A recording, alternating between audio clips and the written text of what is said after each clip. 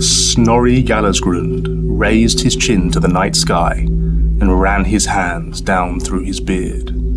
It was gritty from the fight, reddened by the dirt, and damp from the ale. He sighed. This one will go down in the grudge book, win, lose, or draw. It was we who tracked that orc warband, and we who recovered the gold. It doesn't belong to these Bretonnian weasels, whoever's land it was found on. The moonlight glittered on the knight's armor as they appeared in the distance, forming a shining line on the horizon. As the army rode closer, they narrowed formation and gathered pace to a full gallop. The hooves of the horses barreled like thunder, and a war horn sounded in the air. The veteran dwarf warriors of the Stonecutters clan stood still in silence. Filled with righteous rage and eager to fight, they began to beat their chests with their axes. A slayer spat into the air in disgust. Snorri himself growled and shook his body violently before settling down into concentration. He turned towards his front line where the engineers manning their mighty war machines were waiting for his command. Snorri gave them the nod. It was time for war.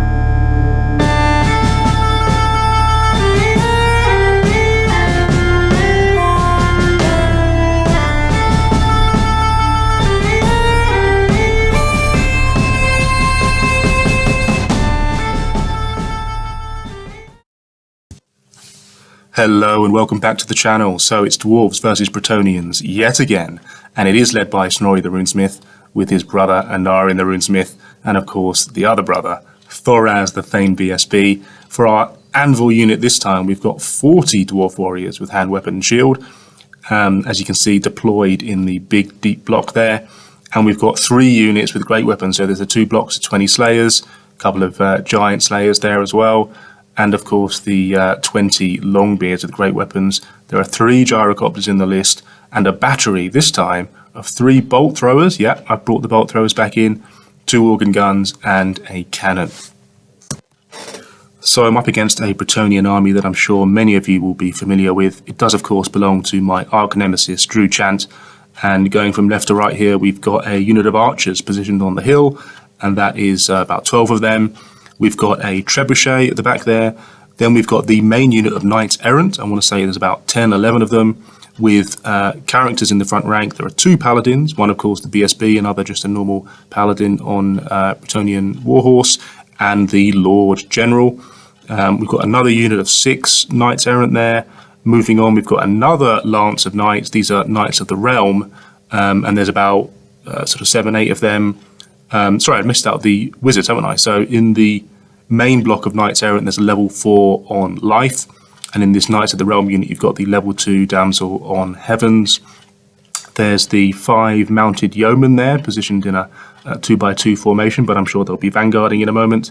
Then there's the Green Knight, who isn't actually deployed there, but he will come on from one of the natural terrain pieces on turn 1, or perhaps later. At the back, skulking behind that rock, you've got that lovely old Citadel Red Dragon, who will see what sort of damage he can do later on. And there's a cheeky unit of 3 Grail Knights on the right-hand flank there, and another trebuchet tucked in the corner. So we're playing the Capture the Flags mission today, which is used in the London Legends tournament and also the Cardiff Crusade. The mission involves selecting 3 banners from your opponent's army, which you have to destroy in order to complete the mission and get the VPs. I've selected the 3 Lancers of Knights from the Bretonnian army. I did have the option of choosing that unit of archers on the hill that also has a banner, but I thought just in case my gyrocopters have more pressing things to do, and I don't have the legs, pardon the pun, to go and actually get that unit of archers, I thought best to just plump for the 3 Lancers of Knights. And I've only got 3 banners in my list, or 3 unit banners anyway, not including the BSB, because one of my units of Slayers doesn't have a banner. The deployment for this scenario is a little bit strange in that one army can deploy further forward in the middle of the board, and the other army can deploy further forward on the sides of the board. And of course, as you can see from the deployment zone there, I've got the sides. So I've got one unit of Slayers further up on the right-hand side, in front of my battle lines, where my other 3 blocks, where the banners are, and my war machines sort of further back towards the board edge. So I'm able to put 1 unit of Slayers further up on that right-hand side. I've also got a Gyrocopter further up on the left-hand side there, sort of ready to come around that left flank, which looks a bit tasty at the moment because there aren't any Lancers of Knights over on that side protecting that unit of archers. So hopefully I can get into that unit of archers or get behind it and have a bit of free reign over on that side of the table. We chose 2 terrain pieces as sort of natural terrain that the Green Knight can emerge from. One of them being that big rock in the Bretonnian deployment zone, and the other one being the big rock sort of on the left-hand side in the middle of the table there. So for the Ancestral Grudge, I roll a 4. My characters hate his characters. Drew rolls up the spells. The level 4 has the Dwellers Below, Awakening of the Wood, Flesh to Stone, and Shield of Thorns. And the level 2 has Ice Shard Blizzard and Uranan's Thunderbolt. No Throne of Vines there. Interesting. That could play a part. And of course, no Comet of Cassandora, which is the big spell that the dwarves really fear. So very happy that he didn't get the Comet. So as the Bretonnian Knights advance into view of that dwarf gun line, they get off their horses to pray, and the Bretonnian Lord calls over those yeoman knights to act like human shields in front of them while they pray. And they vanguard in front of the knights. Dwarf turn 1 kicks off quite timidly in that there's no real movement on the dwarf side as usual. I've got 1 Gyrocopter on the left-hand side moving into a very good position out of arc of those archers. And the other 2 Gyrocopters just sort of waiting in the wings there to react to what happens. In the shooting phase, apart from wiping out those yeomen, it's quite abysmal shooting from all of my guns, and I think I just take out 1 knight. So the Bretonnians advance forward in turn 1, not full pelt towards the main bulk of my lines, but sort of going off at an angle there, sort of pointing towards that Slayer block that I've got up on the right-hand side. That dragon goes very boldly, sort of right in front of that Slayer block as well. He doesn't use the breath weapon though, which I was a little bit surprised by. I thought the point of sitting there was to use the breath weapon, but maybe Drew just forgot. Maybe he was saving it for the combat, I'm not sure. One of the paladins actually breaks out of that main lance there to sort of counteract my Gyrocopter that's gone round the left flank. I think Drew was anticipating that Gyrocopter going into the trebuchet, and therefore that paladin is there to sort of react if the Gyrocopter decides to do that. The only problem is though, the Gyrocopter could win combat on turn 1 and then overrun and get out of arc of that trebuchet, but perhaps just the paladin being there. I think there's a rule Bretonnians have where the peasants can use the knight's leadership or something, so perhaps it's just for leadership reasons. The Green Knight emerges from that big rock near my deployment zone and just sort of rides his horse behind that bolt thrower on my left-hand side. So looks like that bolt thrower doesn't have long to survive. Not much magic was done really in Bretonnian's turn 1 because mostly short range. The Shield of Thorns not very effective against dwarfs. The Thunderbolt of course needs an arc of sight, and my Gyrocopters are kind of out of the way at the moment. So we move on to turn 2. Dwarfs turn 2. So I declare a charge with the Slayers into the front of that dragon. They're just over 5 inches away, and of course they roll a double 1. And I couldn't believe it. I'm there with my jaw on the table thinking, what? How on earth did that happen? And they just stumble forward an inch. The Gyrocopter on the left-hand side does charge into the trebuchet down a hill for that cheeky +1 combat res. It only does 1 wound in the combat, but of course it's got toughness 5, it's got the charge, got the down a hill, and so that trebuchet is finished off and the Gyrocopter overruns out of arc of that paladin. So really pleased with that. The other Gyrocopter comes in the middle there to chaff up that main unit. I just can't risk this main lance of knights with the sort of character wall in front of it, sort of going into my lines very early on.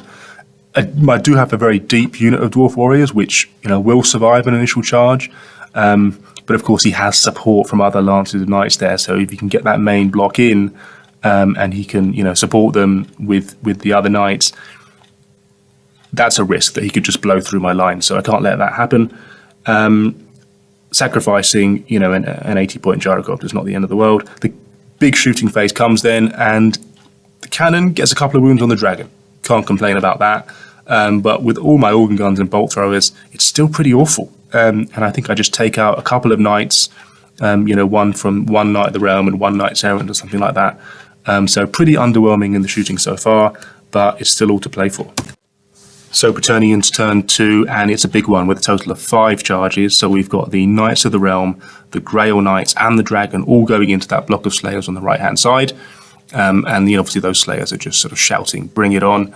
We've got the Green Knight going into the back of that Bolt Thrower, and we've got the Knight's Errant with the General in it, obviously charging that Gyrocopter right in front of it. The Gyrocopter dies, the Bolt Thrower dies, as you can imagine. And on the Slayers, it's pretty much slaughter on those Slayers, but of course, they managed to bring down a couple of Knights and take another wound off the Dragon in the process. So, obviously they're sort of vastly outmatched in that combat, but you can't blow through a unit of 20 Slayers in one turn. So I'm sort of holding up that flank for the time being. Magic Phase, they get Ice Shard Blizzard off on one of the organ guns, -1 to hit. Not much I could do about that, but I do manage to shut down the Dwellers Below. Can't remember whether I used the scroll or whether I used the dice, but fairly happy with shutting down the Bretonnian Magic Phases so far. So Dwarfs turn 3, and there's no charges. I march up with my Dwarfs. I think it's go time now because they're into my lines. I've really got to make a move in order to try and pounce, although I still want to have another round of shooting. Hopefully my luck will improve in the shooting phase. So my Slayers in the middle and my Dwarf Warriors in the middle march forward to sort of try and get within, nearer to those Knights in the middle of the table. The Longbeards turn to support the right flank. Those Slayers don't really have much longer for this world, obviously still being in combat with those 2 units of Knights and a Dragon. Gyrocopter, who's defeated one Trebuchet, just flies round the back there, trying to chase down that other Trebuchet. And the shooting phase comes off really well, fortunately, because I've had a bad shooting phase for those first 2 turns. The 2 organ guns, cannon and bolt thrower, much more successful, and managed to take out 4 Knights Errant and another 3 Knights Errant, from those two units in the middle. So fantastic result from that. And those 2 units in the middle now, having not made it into combat yet, are looking severely weakened, even though, of course, there's still the General and BSP that I've got to worry about. And my 3rd Gyrocopter goes into to chaff in front of that unit, in front of the General, really. So allowing me to have that 3rd round of shooting. In the combat phase, the Slayers on the right-hand side die, but still not defeated. There's still, I think, 3 of them remaining, and those Knights of the Realm are now out of combat. So we'll see what they do. They've got a bit of a rock in front of them, so they can't just go straight forward into my war machines. They've got to either reform into a dart to fit through the gap, or sort of turn to face the middle of the board. And I think that's exactly what they do. They turn to face the middle of the board. The Dragon is now low on wounds. I think it's only got like a couple of wounds left. And there's still only 2 Grail Knights there. I mean, I'm still expecting them to defeat those last few Slayers, but that attack on my right-hand flank has been weakened, which is fortunate. I guess I'm also fortunate that Dragon hasn't sort of come over the top into my war machines as well. The Green Knight, that I forgot to mention, after killing that 1 Bolt Thrower, overran into my 2nd Bolt Thrower, doesn't manage to finish it off in 1 turn. So, the stubborn Dwarves there hold up that Green Knight for a turn, and he's locked in combat. So, after Dwarf turns 3, I'm sort of looking at things thinking, all right, I've got problems on the flank with the Green Knight and the Dragon, but in the middle of the board, it's looking quite good. Those main units of Knights Errant are looking a bit weakened. I've had 3 turns of shooting on them. They're sort of about half strength at the moment. I've managed to stop that Lord from going into my organ guns. So it's really just a matter of what can Bretonnians pull off now in their turn 3 with these charges, and what do they decide to focus on? Are they going to try and go into my main unit or not? Bretonnians turn 3, and the Knights of the Realm, who are on the right flank, change tack, and they charge into the Slayers on my left or in the middle of the board. So they've given up going around that flank with the Dragon, and they've just gone straight into those Slayers, which I wasn't actually expecting them to do, because there's not that many of them. Obviously, I've still got an intact unit of Slayers there. They manage to kill a bunch of Slayers, but they lose combat, and I think they're just down to the champion and the level 2 left alive. That small unit of Knights Errant goes into my organ gun and destroy it. The organ gun just next to the Slayers. The General and BSB in their unit of Errants obviously kill that gyrocopter right in front of them. And the Paladin sort of at the back of the board gives up trying to chase that gyrocopter there, and instead comes back into the fight ready to charge on Bretonnians turn 4. In the magic phase, they managed to get off the Flesh to Stone on the Lord's unit. But you know what? Now that those Slayers have been charged, I'm not going to be able to charge that unit, so I'm just content really to just shoot at it for another turn. So I let the Flesh to Stone go. And what else? Yeah, so in the combat, obviously on the right-hand side, the final Slayers are destroyed. But there's only one Grail Knight left. That dragon's on 2 wounds. And of course, there's a bolt thrower and a cannon right in front of them. So I'm not sort of that worried about that right-hand flank now, which I was worried about earlier. And that's it. Yeah, sorry, the Green Knight. Yeah, so the Green Knight fluffs its dice again and is still left fighting that last bolt thrower crew behind my lines. Now, I just couldn't hope for a better result, really. The Green Knight obviously is scary and can do a lot of damage, but then once he comes up against a stubborn unit, even if it is just a Dwarf War Machine, if he fluffs his dice, he's stuck there. So, I've got nothing behind my lines that's ready to deal with the Green Knight, so I'm just thankful that he's stuck there for another turn. So I forgot to mention earlier that these trebuchets have, on sort of turns 1 and 2, got 2 direct hits on my Longbeard's unit. For some reason, I just forgot to mention it earlier. That's why that Longbeard unit is only at half strength there.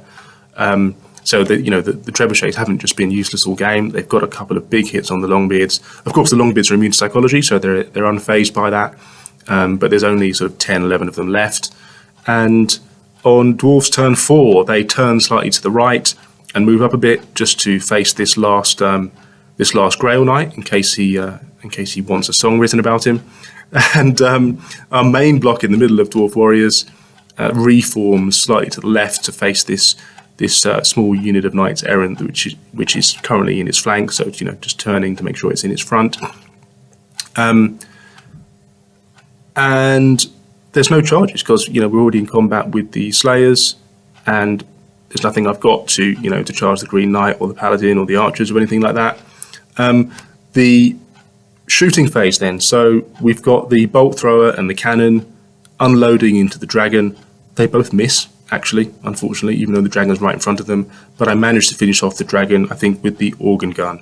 So there's still that organ gun remaining. So the dragon dies. I don't have anything to shoot that last Grail Knight, unfortunately, but there's only one of them left. And the level 2 damsel also gets dragged down by the Slayers that she's in combat with no knights left to protect her. So it's just that last champion left there. The Green Knight does finish that bolt thrower finally. So the Green Knight's ready to charge in on Bretonnian's turn 4. So it's Bretonnian's turn 4, and the Bretonnians have a big decision to make. Do they go full pelt with everything into my main block of Dwarf Warriors and try to grind them down? They've got 2 units of Knights Errant there. They've got the General BSB. They've got the Green Knight, who could also make it into combat there. But of course, it's a very big unit of Dwarf Warriors, and of course I get that 5-up parry in the first round of combat as we've got the shield wall rule. So it's going to be very, very difficult to break the steadfast there. Even if you are winning combat, and we're already on turn 4, that unit of Slayers will eat through that last Knights of the Realm champion in the next round of combat. So everything instead chooses to charge into that next block of Slayers, and I think I would have done the same thing. That's the easiest way to try and get some points now. Although I think I might be slightly ahead at the moment. Obviously, I've lost the points for 1 block of Slayers and an organ gun and 2 bolt throwers. The Bretonnians have lost the 2 trebuchets, a dragon, and I think that's it. So maybe even the Bretonnians are slightly ahead on points at the moment, but they've got to make a move because there's a good chance they're going to lose those Knights of the Realm and maybe that small unit of Knights Errant as well. So everything goes into that unit of Slayers, including the Green Knight, and that lone Paladin that's been skulking at the back of the board for a while finally makes it back in to help with that combat. In the Magic phase, I managed to dispel the Dwellers of Below. Again, can't remember whether it was with the scroll or with the dice, but I've been quite fortunate, quite successful in shutting down the Bretonnia Magic phase all game so far. That last Grail Knight hides behind a rock because obviously there's artillery and Longbeards pointing at him. In the close combat phase, as you can imagine, all those knights charging in slaughter all of those slayers. Just one giant slayer left to hold up that main unit, but he doesn't have long before he's gone anyway. Dwarfs turn 5 then, and finally it's time for my general, Snorri Gallasgrund and Thoraz the Thane, with their big block of dwarf warriors to actually charge and make it into combat. They're facing, of course, this small unit of knights errant, but because of the positioning of my organ gun, I won't be able to close the door to them. They'll have to close the door to me, and so I will be sort of pointing in a way that I could overrun into his general's unit. So I think those knights errant actually decide to flee in the end and get out of dodge. Can't really blame them because perhaps they can save the points for that unit. But I'm able to redirect and make it into combat with the big block of knights errant there. And the shooting phase is also successful. That Green Knight now left out of combat, I managed to cannon him off in the shooting phase. He'll probably come back next turn, but at least he's out of the way for the minute. And my bolt thrower manages to skewer that Paladin who's evaded me until now. So yeah, we're getting rid of those two characters who would be annoying, and that unit of knights errant fleeing means that it's really sort of freed up that side of the board now. It's just my general's unit against his general's unit. So yeah, bring it on. In close combat, I think we win combat because obviously we're charging in and we've got all the ranks and the BSB and all that. The Lord's unit managed to hold and then turn to face, and we're left for that showdown in Brett's turn 5. Brett's turn 5 then, and to cut a long story short, the Bretonnian general and his unit of knights errant lose the combat, break, and are cut down by the dwarf warriors, and it's all over. In terms of the capture the flag scenario, I've got 2 banners, whether the Bretonnians have 1 banner, so neither of us actually get the VPs for that. But all that's remaining of the Bretonnian army now is the 3 fleeing knights errant and a unit of archers, and the Green Knight. Obviously, the Green Knight came back to life in turn 5, but yeah, there's not much left to do. So victory for the dwarves there.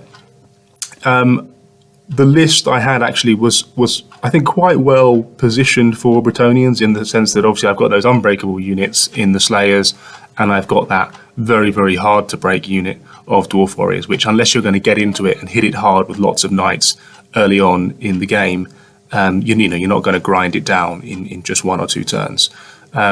Very successful with the war machines as well. Not so much in turns 1 or 2, where they were pretty abysmal, to be honest. But they lasted, and I think, when it comes to, a dwarf gun line, you've got to get into those war machines early on. You should be looking to sort of charge them turn 2 or turn 3 at the latest, sort of thing. I was quite lucky, though, in, shutting down the Bretonnian magic phase, making sure. I was also lucky because the dragon and the Green Knight finished combat, as in won their respective combats on Bretonnian turn, so I was able to gun them down on the next dwarf turn. So, obviously taking out that dragon.